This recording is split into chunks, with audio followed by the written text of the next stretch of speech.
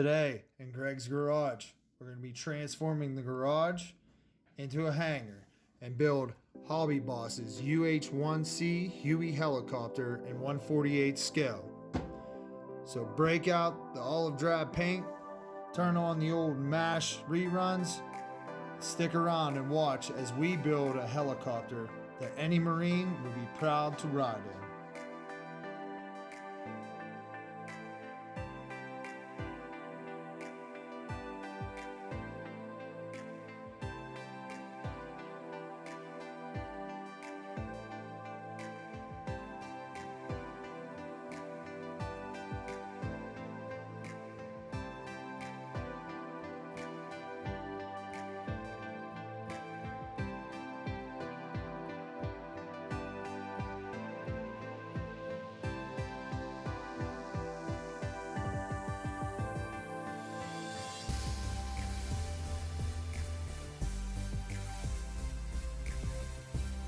Alright guys, we're back in the garage, the hangar to say.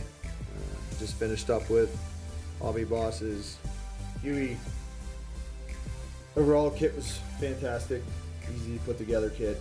Took me a day to assemble and another day to let the paint dry. The longest part of the build was probably masking off the front glass. I don't mask off much, so I masked off the front of the glass. That took me the longest portion of the build, just to get that. You can see the glass there, moving around a little bit. That was the longest part of the whole build for me, was probably 45 minutes to an hour masking off the glass. But overall, kit was simple, put together, fun little kit. I think I paid $10 for it. I started with the interior, did my research. Seeing that the inside of the fuselage was silver, painted that silver, painted the seats khaki, threw that together, sprayed down the outside with some olive drab in my airbrush, let it dry for a day, and then laid down some decals or decals, whatever you like to say. I like to say decals, but everybody calls them decals, so we'll go with decals today. I had a lot of issues with the decals.